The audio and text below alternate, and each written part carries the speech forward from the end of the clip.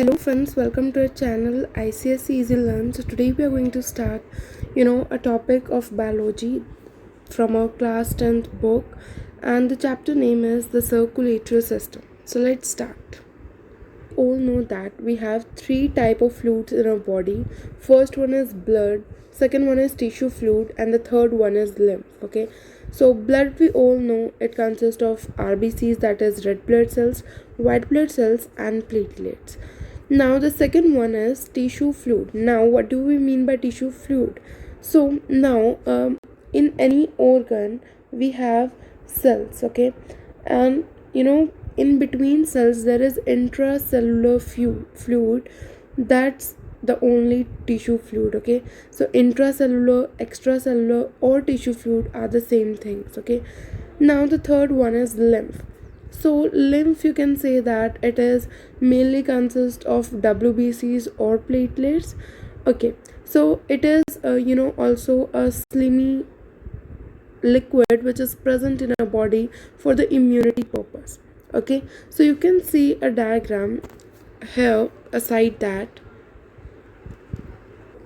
Now in this diagram you could see that how this heart, it has arteries and veins. First of all, the blood from the heart is transferring to the lungs, then from lungs again to the heart, and now from the heart it is going to the various body parts with the help of arteries, and then the arteries break down into capillaries, and afterwards the capillaries rejoin to form the veins, which take the deoxygenated blood from the body and carry it to the heart. Okay, but in between what happens is, between, like you can see it as a organ, this is a organ. Okay, और इस organ के अंदर क्या है, capillaries जो हैं, arteries जो हैं, वो अच्छा खून लेके जाती हैं, और जो जो वेसल्स हैं हमारी, लाइक आर्टरीज हैं, जो कैपिलरीज है, कैपिलरीज से अंदर से जो ब्लड है वो बाहर निकलता है, और यहाँ पे इस जो ये ब्लड निकलता है इसे हम कहते हैं टिश्यू फ्लूइड, और ये जाके हमारे लिम्फ के अंदर ट्रांसफ़र हो जाता है, और फिर जो ये लिम्फ है ये बहुत ज़्यादा बॉडी पार्ट्स तक जाता है, और वहाँ से डीऑक्सीजनेटेड ब्लड लेके वो उसको वेन्स के अंदर ट्रांसफ़र कर देता है. ठीक है, अभी आपको थोड़ा कॉम्प्लिकेटेड लग रहा है, बट ये बहुत ज़्यादा इजी होने वाला है.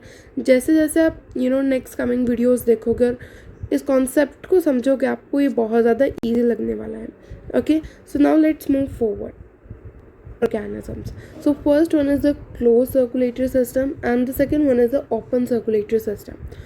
तो हम अगर ह्यूमंस की बात करें तो हमारा क्या है, क्लोज सर्कुलेटरी सिस्टम, क्योंकि जो हमारा ब्लड है वो हमेशा वेसल्स के अंदर रहता है. चाहे वो most of the time arteries, veins, capillaries, इनके अंदर वो बंद रहता है blood. But open circulatory system में क्या होता है, वो ओपन स्पेसेस के अंदर ब्लड फ्लो करता है. ठीक है, तो अब यहाँ पे क्या है, ये हमारा ओपन सर्कुलेटरी सिस्टम है, क्योंकि जो यहाँ पे ब्लड है, इस टाइम पे जो ब्लड है वो ओपन स्पेसेस में होता है. बट अगर आप क्लोज सर्कुलेटरी सिस्टम की देखो तो ब्लड हार्ट से कहाँ जाता है, हार्ट से आर्टरीज में जाता है, और आर्टरी से कैपिलरीज, और कैपिलरीज से वेन्स से जाते हुए वो वापस हार्ट में चला जाता है. तो वो ओपन स्पेसेस में नहीं जा पाता, बल्कि वो हमारे जो वेसल्स हैं उनके अंदर ही रहता है all the time. But open circulatory system में वो हमारे ओपन स्पेसेस जो हैं बॉडी के, वहाँ पे भी पहुँच जाता है. Now let's see some of the differences between open versus close circulatory system. तो ओपन सर्कुलेटरी सिस्टम में क्या होता है, blood flows freely within the body cavity and makes direct contact with organs and tissues. मतलब कि यहाँ पे क्या होता है, बॉडी के हर पार्ट के अंदर ब्लड होता है. मान लो ये हमारी एक बॉडी है, या फिर आप एक कॉकरोच का कोई ऑर्गन मान लो, तो यहाँ पे पूरी जगह पे, पूरी जो कैविटी है उसमें ब्लड भरा हुआ है. बट अगर हम हमारी बॉडी की बात करें तो हमारी बॉडी क्लोज्ड है, मतलब कि हमारी बॉडी के किसी भी ऑर्गन में जो वेसल्स हैं उनके अंदर ब्लड है, ना कि पूरे पोर्शन के अंदर ब्लड है. I think you understood this point. Now closed के अंदर क्या होता है, blood is kept physically contained within vessels.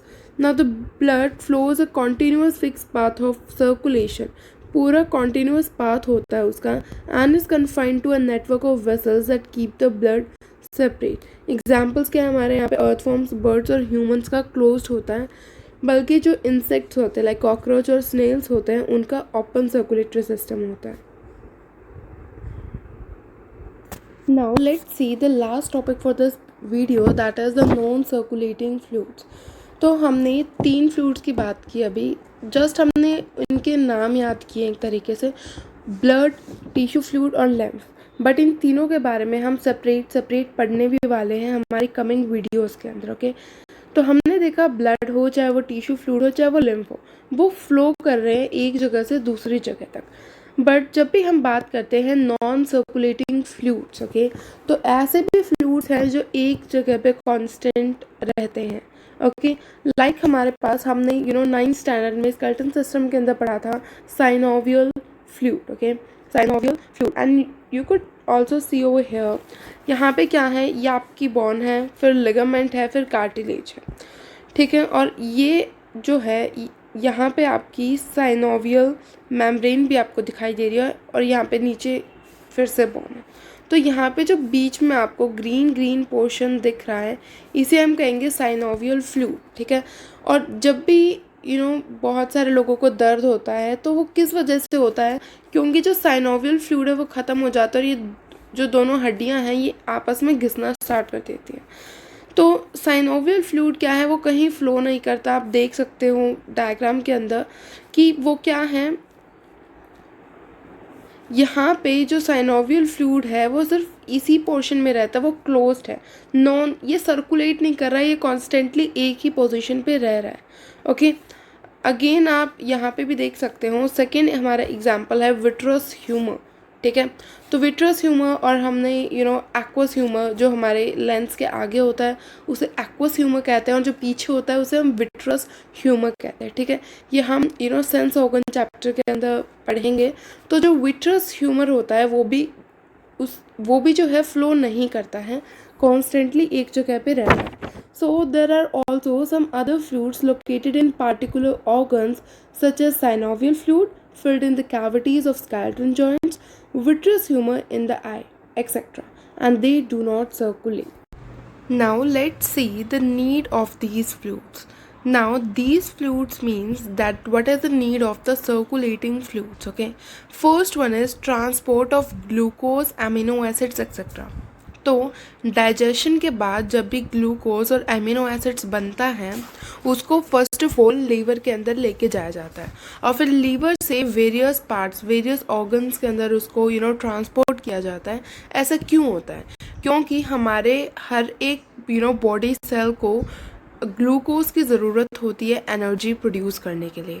Okay, इसीलिए हमारे लीवर से ग्लूकोज को या फिर एमिनो एसिड्स को वेरियस बॉडी पार्ट्स के अंदर ट्रांसपोर्ट किया जाता है, और ये काम कौन करता है, हमारे ब्लड, टिश्यू फ्लूइड और हमारा lymph. Now second one is transport of oxygen and carbon dioxide from lungs to all body parts. तो रेस्पिरेशन के टाइम पे क्या होता है, डायग्राम नंबर 1 था, उसकी हेल्प से समझेंगे. सांस अंदर लेते हैं, मीन्स हम जब रेस्पिरेशन कर रहे होते हैं तो ऑक्सीजन पहले अंदर जाता है. ओके, सो हमने ऑक्सीजन अंदर लिया और लंग्स के अंदर अभी ऑक्सीजन प्रेजेंट है यहाँ पे. ठीक है, अभी क्या होगा, हमारा जो ऑक्सीजन है, हमारा जो पहले ब्लड है वो लंग्स के अंदर होगा. तो हमने 9th स्टैंडर्ड में पढ़ा था कि ऑक्सीजन जो है वो लंग्स के साथ कंबाइन करेगा और पल्मनरी वेन उस ब्लड को हार्ट तक लेके आएगी, और जो ये ब्लड है इसके अंदर ऑक्सीजन है. फिर क्या होगा, ये ब्लड हार्ट के ज़रिए आर्टरीज़ की हेल्प से हमारे बॉडी पार्ट्स में जाएगा. ठीक है, और फिर ये यहाँ पे कैपिलरीज़ के अंदर टूट जाएगा. ठीक है, और कैपिलरीज़ के अंदर क्या होगा, जो हमारा ब्लड अभी आ रहा था उसके अंदर क्या था, ऑक्सीजन था, वो कैपिलरीज़ में टूटेगा तो ब्लड के अंदर से ऑक्सीजन निकल जाएगा और हमारे टिश्यू फ्लूइड मीन्स जो हमारे ऑर्गन्स के सेल्स हैं उन तक ऑक्सीजन पहुंच जाएगा. ठीक है, अब क्या होगा, अब हमारे जो सेल्स हैं अगर वो ऑक्सीजन ले रहे हैं तो वो CO2 जो है उसको छोड़ेंगे भी. तो हमारे ब्लड से ऑक्सीजन निकला और फिर क्या हुआ, उन सेल्स ने ऑक्सीजन लेके CO2 को छोड़ा. तो यहाँ पे उन्होंने CO2 को छोड़ा. तो अब क्या होगा, हमारी कैपिलरीज रीयूनाइट करेंगे और वो क्या बना देंगे, वेन्स. और अब जो वेन्स हैं इनके अंदर क्या है, इनके अंदर अभी ब्लड के साथ CO2 है. तो अभी जो ये ब्लड जाएगा हार्ट तक, और ये ब्लड गया हार्ट तक, और फिर हार्ट से ब्लड वापस लंग्स तक जाएगा, और लंग्स तक जब जाएगा तो ब्लड अलग हो जाएगा और CO2 छोड़ देगा, और फिर जो लंग्स से हमारे नोज़ के ज़रिए CO2 बाहर निकल जाएगा। फिर अगेन हम ऑक्सीजन लेंगे, फिर अगेन ऑक्सीजन ब्लड के साथ कंबाइन करेगा, पूरे बॉडी पार्ट्स में जाकर सबको ऑक्सीजन देगा। फिर जो बॉडी सेल्स हैं वो CO2 देंगे, ब्लड के साथ कंबाइन करेंगे, लंग्स तक आएंगे, लंग्स से CO2 अलग होगा और फिर हम उसको एक्सक्रीट आउट करेंगे। तो ये पूरी हमारी प्रोसेस होती है। नाउ थर्ड फंक्शन क्या है? To remove all nitrogenous waste like urea, excess salts etcetera. तो जितना भी हमारा यूरिया होता है, यूरिक एसिड होता है, अमोनिया होता है, और बहुत ज़्यादा एक्सेसिव जो सोल्ट्स होते हैं उनको हमारी बॉडी में से निकालना होता है, ठीक है। लाइक जब भी हमारी जो एक्सक्रीशन की प्रोसेस होती है उसके बाद ये हार्मफुल सब्सटेंसेस हमारी बॉडी से अलग हो जाते हैं। तो अभी इन सब्सटेंसेस जो हैं, ये सब्सटेंसेस हमारे ब्लड के अंदर भी होते हैं और ये सर्कुलेट करते हैं, मतलब कि ब्लड की हेल्प से हर बॉडी पार्ट से हमारा ब्लड हर बॉडी पार्ट में जाता है, और हर बॉडी पार्ट के जो सेल्स हैं वो जो एक्सेस NaCl या फिर यूरिया होता है उस लोकल पार्ट के अंदर, उसको वो ब्लड के अंदर क्या कर देते हैं, ट्रांसपोर्ट कर देते हैं। और फिर ब्लड क्या करता है, उसको उस पोर्शन से जितना भी यूरिया और NaCl एक्स्ट्रा है उसको कलेक्ट करके वो किडनी तक लेके आता है, और फिर किडनी से हमारी एक्सक्रीशन प्रोसेस होती है, ठीक है। तो ये पूरा प्रोसेस होता है। फोर्थ है carry hormone secreted by endocrine glands to target organs. तो हमने पढ़ा था कि जितने भी हमारे हार्मोन्स होते हैं, हम इसको एंडोक्राइन सिस्टम के अंदर पढ़ेंगे। जो हमारे हार्मोन्स होते हैं वो जो एंडोक्राइन ग्लैंड्स होते हैं वो हार्मोन्स को ब्लड के अंदर एक्सक्रीट करते हैं, और फिर ब्लड जो है वो उन हार्मोन्स को टारगेट ऑर्गन्स तक लेके जाता है, ठीक है। तो ये हमारे कुछ फंक्शंस थे सर्कुलेटिंग फ्लूइड्स के। और अगर हम बात करें नॉन सर्कुलेटिंग फ्लूइड्स की, तो उनका फंक्शन लोकल होता है। लाइक हमने साइनोवियल फ्लूइड की बात करी, तो साइनोवियल फ्लूइड का काम है कि जो हमारे साइनोवियल जॉइंट्स हैं वहाँ पे वो लुब्रिकेशन का काम करे।